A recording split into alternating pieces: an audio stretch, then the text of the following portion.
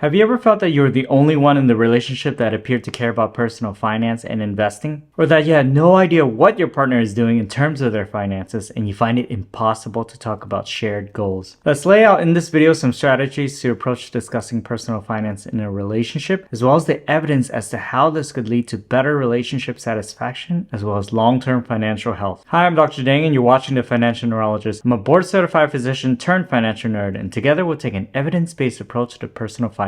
Let's get started. When to start talking about financial compatibility and goals. So when you go on your first date, the usual first topic of conversation isn't, hey, how much do you have in your 401k? Of course, there are other more important steps that occur first, namely the dinner, the movie, the great conversations, the romance, and then what follows afterwards typically is that we just fall into a life pattern of coexistence until we reach one of several juncture points where our personal finances clash. You know, when I started dating my wife, I did it the traditional way. The guy, myself, paid for the dinners and the initial trips. That was until we took our first extended vacation together. We went on a month-long road trip across the US. This was the first time where I was like, hey, I really want to do this trip, but can we share some of the costs? So she paid for the gas and I paid for the hotels. Your first trip or vacation as a couple usually is one of the first times where you find yourself having the conversation about budgeting and splitting expenses. There will be many other instances where this opportunity to talk about your shared financial goals will come up. And these instances could start as early as who pays for dinner for the second date, but could also include how to split the rent when you first decide to move in together, or when marriage and childcare costs come into the picture. It's helpful to use all of these instances as an opportunity to talk about what's important to you in terms of how you share your financial future together and to set expectations and goals early. Now let's see how we can do this. How to use a shared goal to have a money conversation. For some people, expenses are bad things that just happens to them. Their paycheck comes in every 2 weeks and they parcel out the remainder to take care of whatever debt comes in the mail that month. Money and personal finance doesn't have to be a bad thing that we ignore. It could be a positive tool that we use to craft the life that we want for ourselves. And this starts by talking about the life you want with your partner. So the first step is to set aside a weeknight hangout where you say to your partner, hey, since we are, and this is where you insert the shared financial goal, let's say moving in together, I'd like to talk about how we each think about money. It's not often that we talk about this stuff, and I would like to get to know a bit more about what money means to you. For example, to me, money means waiting and saving for the things I want and using it to buy the experiences I value, like dates with you. I also admit that I love having the latest tech gadgets,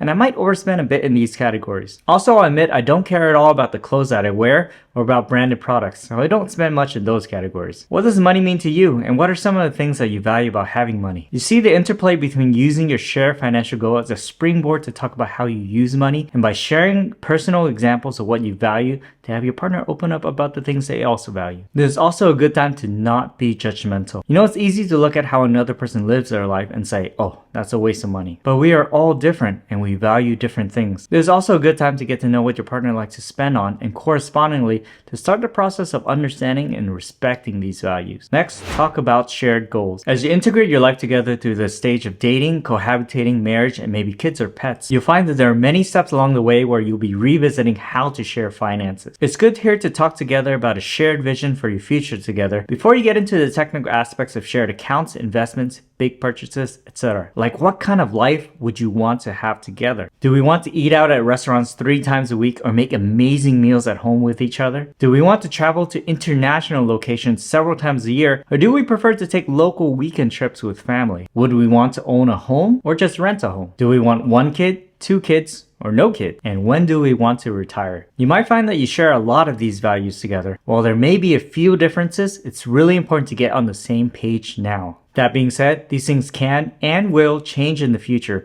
but it's good to know you aren't dramatically different in your financial compatibility. Speaking of spending on the things you value, as a full-time doctor, a dad of 2 beautiful little girls, and a part-time YouTuber creating personal finance content for you guys, it can be hard to balance these different aspects of life while having the energy to be fully present for all of these activities. So I've been trying this matcha drink by Magic Mind over the past 3 weeks, and I find that it has helped with my concentration at work and after as well. So how it works is that at its base, it's a matcha green tea drink that has caffeine, which we already know helps promote wakefulness and alertness. What's different between the Magic Mind productivity shots and your daily Starbucks is that they have additional nootropics inside that prolong the effect of caffeine. The key nootropic constituent here is L-theanine, which also has well-studied effects in enhancing attention and focus. Magic Mind was kind enough to sponsor this segment in the video, and if you go to magicmind.com/TaiDang and use my promo code TAI20, you can get up to 56% off your first subscription. Link in the description below. Now on to the next point. Share financial details with each other. We've lived our entire lives up to this point, taking care of ourselves, building up our assets, and we're used to running things our way. When another person enters the picture later on in life, it can be hard to make changes and be transparent about things you're not used to discussing with anybody. So this conversation builds upon the two prior ones that you've had, where you talked about what money meant to your partner as well as the dream life you want to have together. Now is the time to share some key aspects of your finances, such as your income, your investments, the debts that you have. So the last point could be difficult to talk about, and I want to highlight that you're not a bad person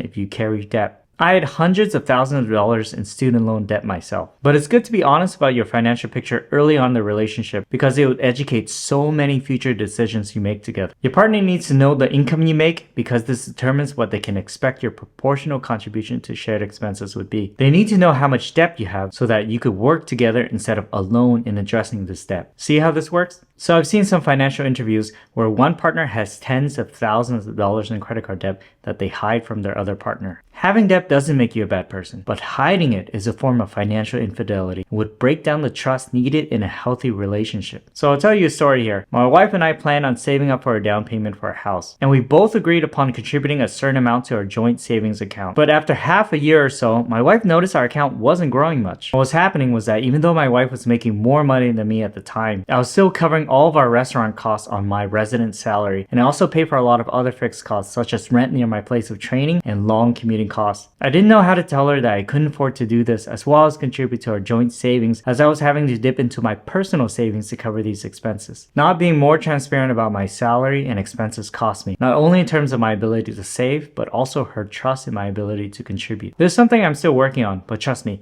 being transparent earlier on is better than trying to shoulder everything yourself. Talk about combining finances. Here, the research is clear that when a married couple combine their finances, their satisfaction in the relationship increases, as well with a lower divorce rate and greater net worth when adjusted for age. There are many ways in which you could combine finances. My wife and I started when we first moved in together prior to marriage by just opening up a joint checking and savings account that we contribute a monthly amount to. This was simply to take care of the furniture purchased from IKEA for the room we rented together, as well as to cover rent. We still had our own separate checking, savings account, credit accounts, and investments, and our income was still separate. It wasn't until 4 years into the marriage, where we were contemplating buying our first home, that we decided to completely combine our incomes and share credit accounts and investments. Now we're completely transparent with our entire financial picture. So you can see you could use a hybrid approach to combining finances. I would suggest starting off with having a shared checking and savings account that you can contribute to proportionally to your income. Use this to pay for the day-to-day joint expenses as well as save for the fun stuff, such as a trip to Paris. Have monthly financial checkups. You know, in medicine, it's well known that prevention is worth much more than treating a disease after the fact. The same applies here to joint finances. It helps to have that weekend date with your partner at least once a month and go over your financial goals and where you are in terms of saving towards those goals, where your joint investments are, and where your expenses and debts stand for the month. This keeps you both accountable not only for your contributions toward your goals, as well as the expenses that you've incurred. It could also be a moment where you can celebrate that you're both that much closer to that first home purchase together, or cash flowing that next trip to Italy, or being on track to funding your kids' college education. Remember that when you're able to be fully transparent in regards to your personal finances with your partner, and when you take those first steps to tackling your financial goals as a team, the research has shown that you could accomplish much more than if you try to approach things independently or alone. And you would be happier to boot. If you found value in these videos and want more useful financial insights, hit that subscribe button, tap the notification bell, and be a part of our journey. Stay tuned and keep thriving.